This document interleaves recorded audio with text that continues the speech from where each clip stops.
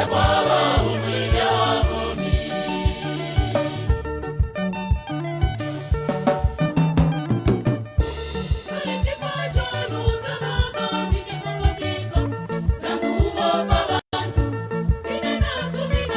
Ekwaba umwilya waboni.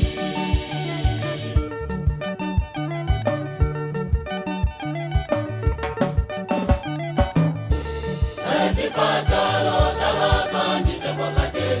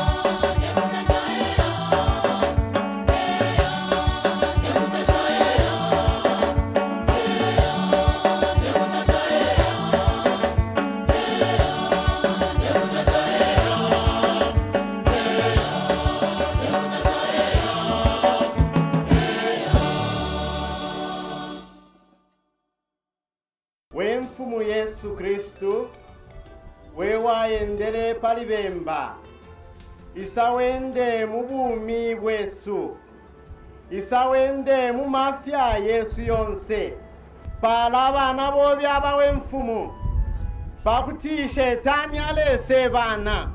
Watch The Due 4 on Lumen TV, a program designed to nourish your body, spirit and soul.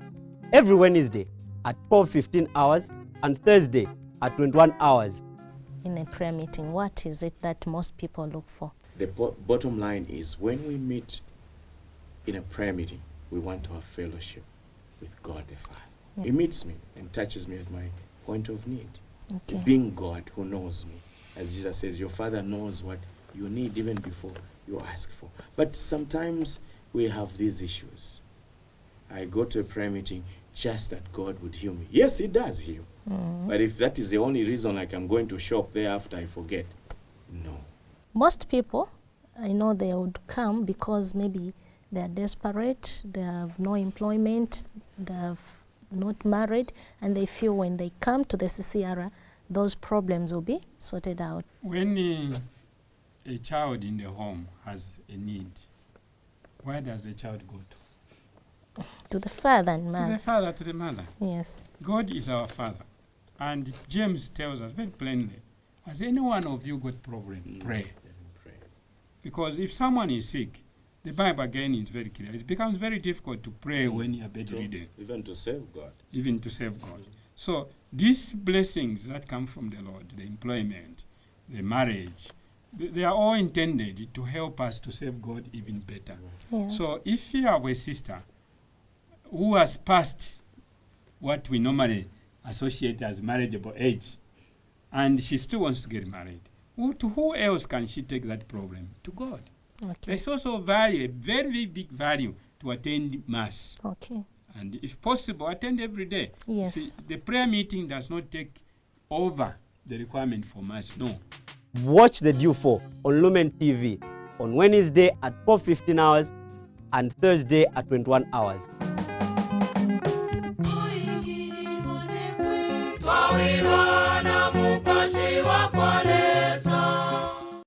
Lumen TV is a Catholic national television in Zambia.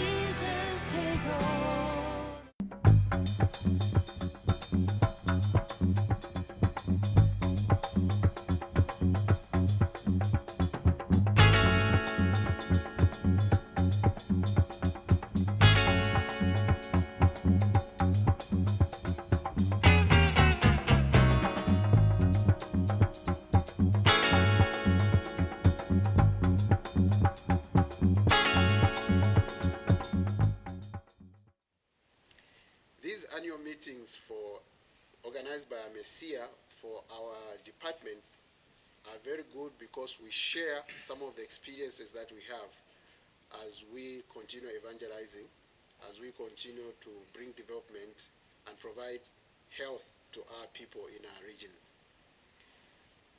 The sharing of information and the sharing of what we are doing helps our organizations and our programs to be able to improve in the way we run either our health institutions, in the way we communicate, in the way we do our pastoral work in parishes, and in the way we promote justice and peace as well as development.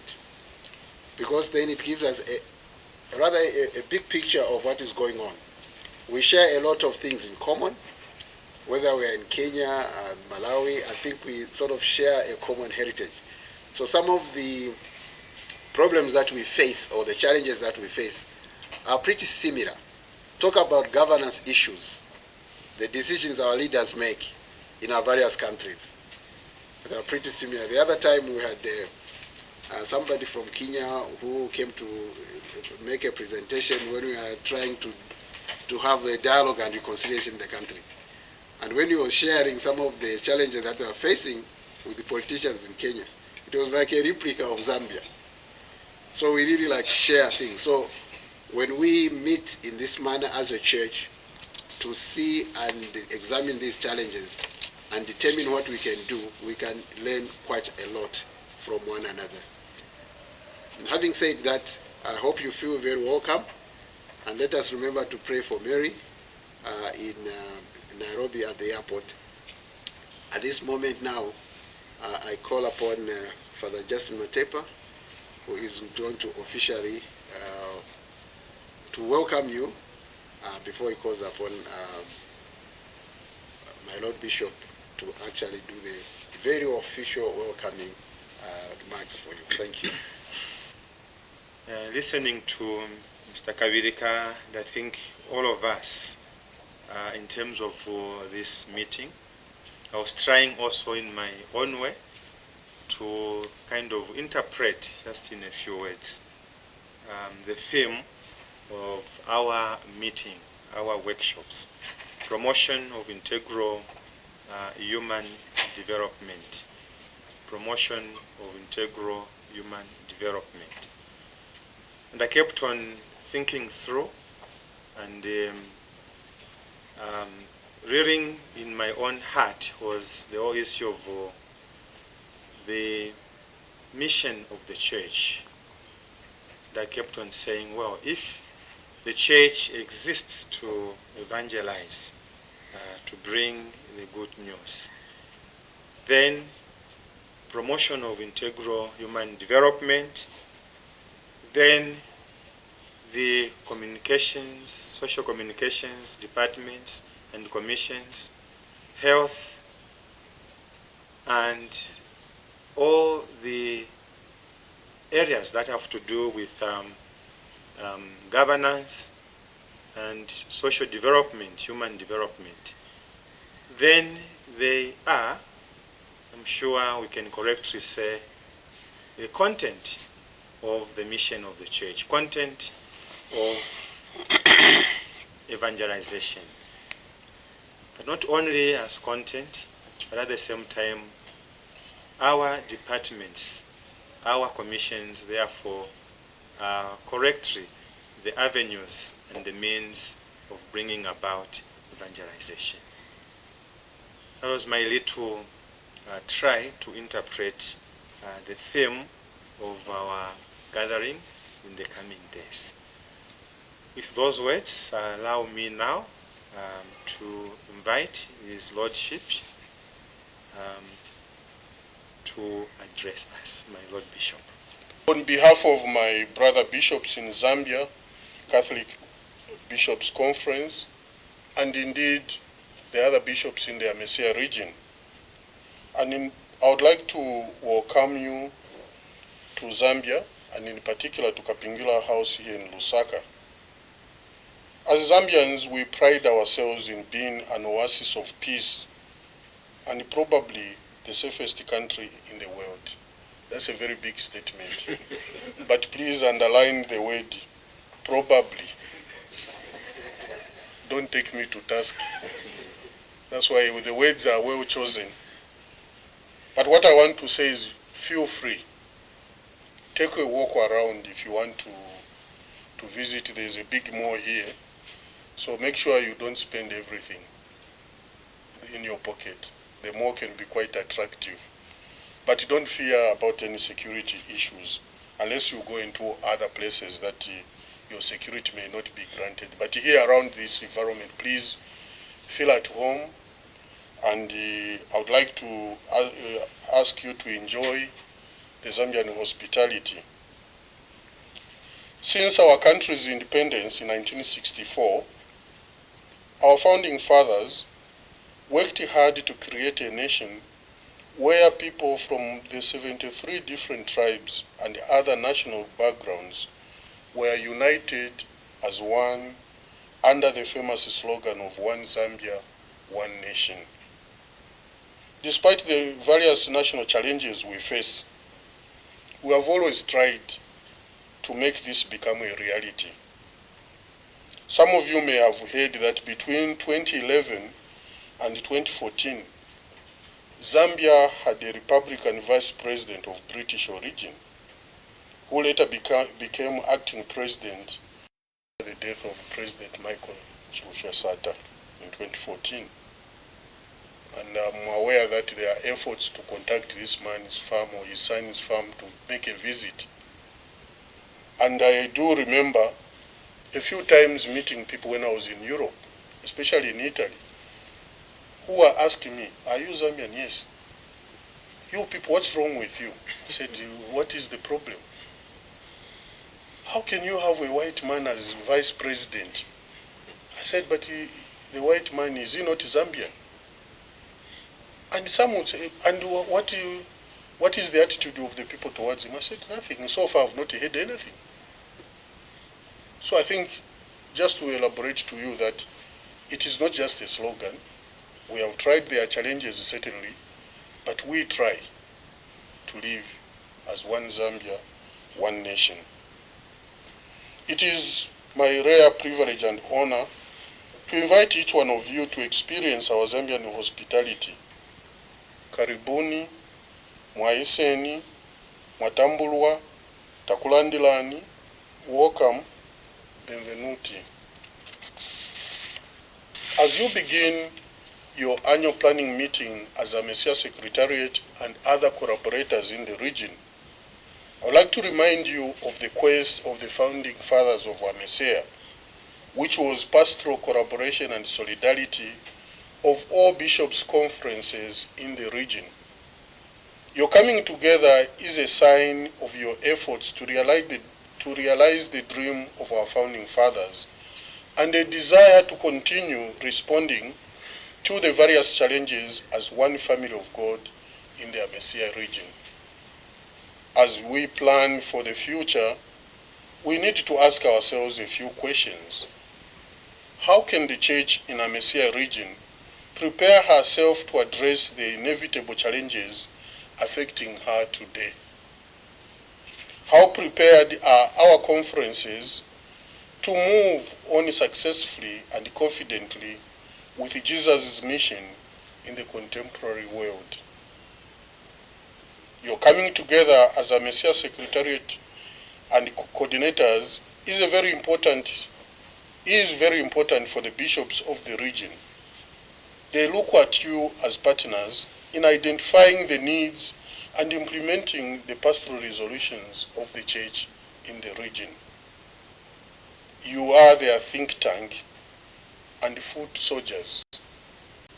For those who don't know foot soldiers, it's a military term, but in our conference it is used because we have one or two bishops who happened to have gone through the military training that was one time done in Zambia, the national service. So it is a common expression used. I'm sure you have seen movies of people going to war. The foot soldiers are not those who fly. They walk. And their life is always a risk because where they walk, they are not sure. They could be landmines. Where they walk, there could be thorns. Sometimes they have to cross rivers. They have to climb mountains. And that's what you are. You are our foot soldiers. You are the ones that are in the battlefield. The generals always remain behind. When the first bullet comes, it doesn't hit the generals, it hits the foot soldiers, those on the front line. And that is the work that you have. Yes, I know it looks like painting a bad picture, but I'm sure there are joys also that come with it. When you have achieved what you have set to do, when you see yourselves getting the nod or the recognition, very oftenly, it is not good, but it happens. Sometimes, as bishops, the tendency is to focus where there are problems, and those who are doing well, is doing well, let's just forget about it. Where is the problem? So don't feel ignored. If nobody is knocking on your door to find out how are things, then it means you are doing well. But don't keep too quiet also, because sometimes you might be too quiet and think everything is going well. Just know that when everything crashes, you are the one to be held accountable, because you are the foot soldier, you are the think tank. And don't bring questions to the bishops. What are we going to do? Very few bishops like those questions, and especially those that have to do with money. Where are we going to get the money? So I'm happy in the process we're going to talk about fundraising. Bishops wants to be told, we have prepared 1, 2, 3, 4. We are thinking of doing 1, 2, 3, 4. Do you approve? There immediately you get the approval. But if you are saying, where are we going to get the money? Then they are, but father or sister or mister, why did we employ you? You're supposed to think on our behalf. Come with the answers or alternatives. We'll just help you to choose which one. So if you're going to come with the questions, what can I do here? Who should I say? I'll send you back. Please go and prepare your report well. Next time, come with a very clear vision of what you want to do, or the alternatives that you have. So in case some of you get disappointed when you are sent back, please make sure you do your homework. But also, even when the bishops take the decision, you are still the owner of the issue 100%. If it crashes, it doesn't work, they'll still come back to you. You misled us. You are the one who told us this was the way. So whatever the decision is reserved for them, but the responsibility is yours again. So let us always consult each other. Let us move together. So together with your colleagues and the experts you have invited, share their knowledge. I would like to challenge you to make a serious evaluation of the past year so that you may move forward, bearing in mind the 19th AMESEA plenary resolutions made in Addis Ababa in Ethiopia, the last time the bishops met. And I'm sure at the next one, I hear those from Tanzania already preparing for the next one. People will be asking, what was implemented? Why was it not implemented? And again, those to answer the questions, it is you. If you don't succeed, it is you to point out what the challenges are.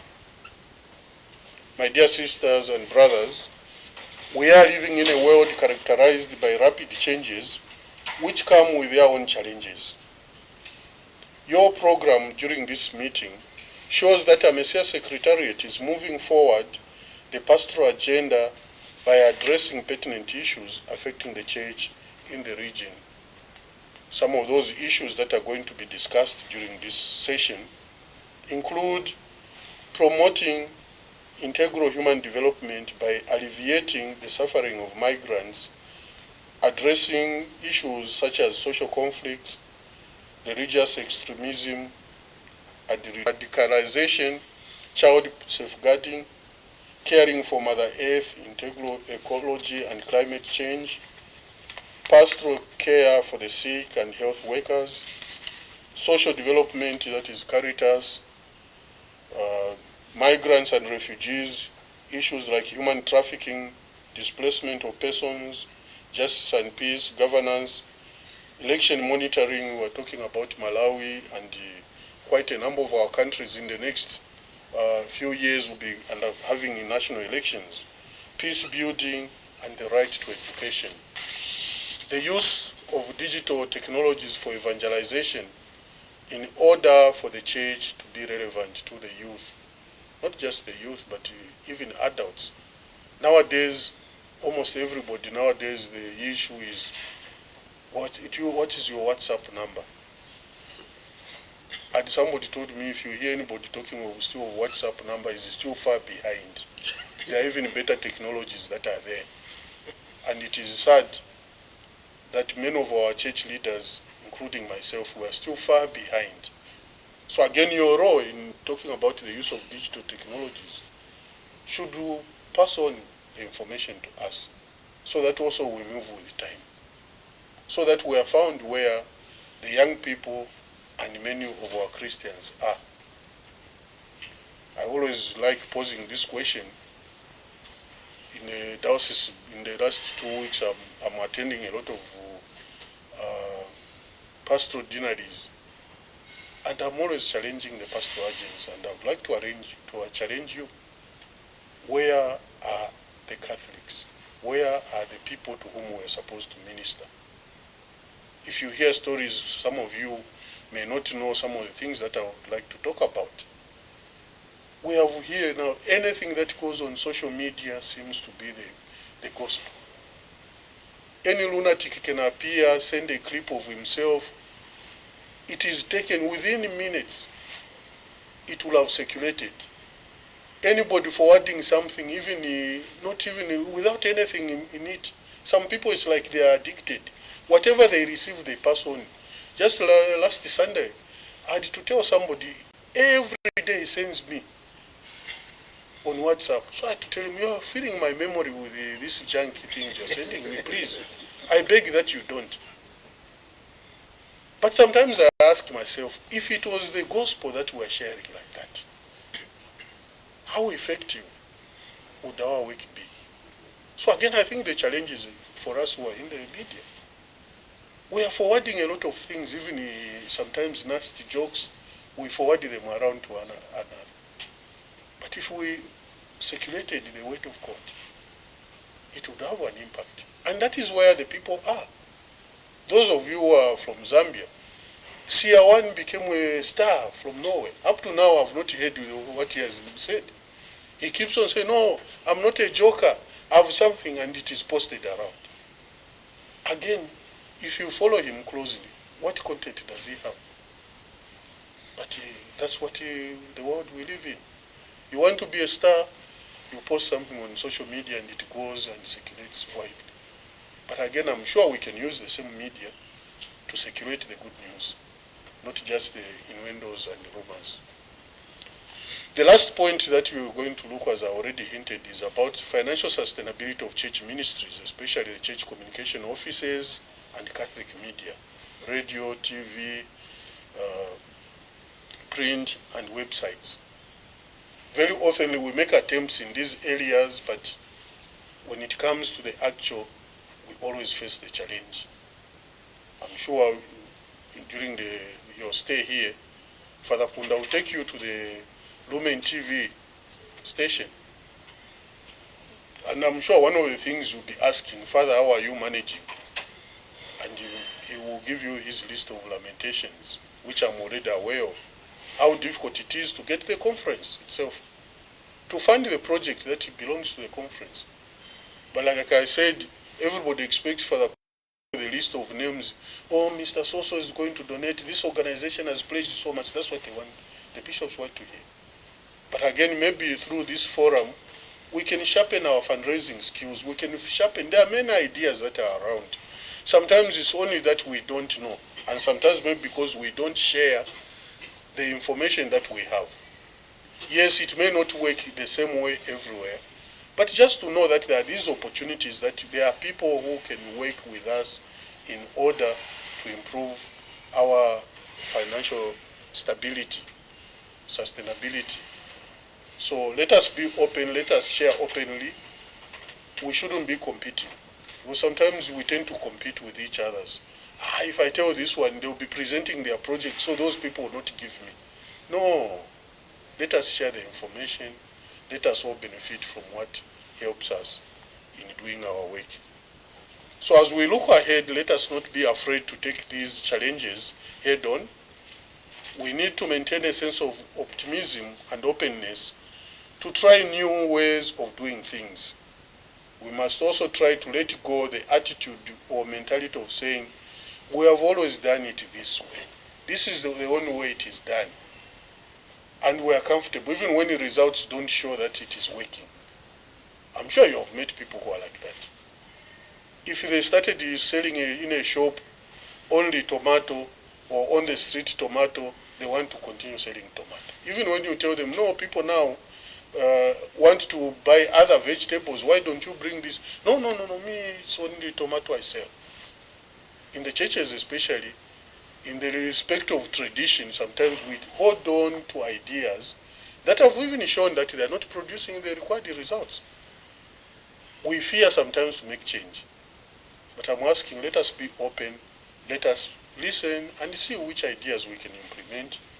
But also during this meeting, I would like to ask that we be proactive, be part of the solution to the problems affecting your conferences and the dioceses or national secretariats.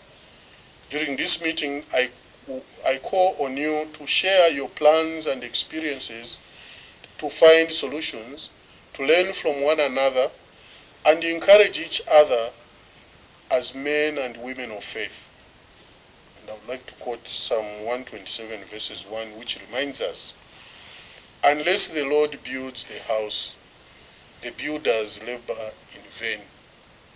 Unless the Lord watches over the city, the guards stand watch in vain. End of quote. So let us work with the Lord and ask him to bless our plans. May I also take this opportunity to express my heartfelt gratitude to all the bishops and secretaries general in Amesia region for allowing you to come for this meeting, and to our donor partners whose generous contribution has made this meeting possible. I wish you all a good networking atmosphere and an excellent stay in Zambia. May our Lord Jesus Christ guide you in all your deliberations. With these remarks, it is now my honor and rare privilege to declare this annual planning meeting for Amesia departments officially opened. Asanteni for your attention. God bless you all. Thank you.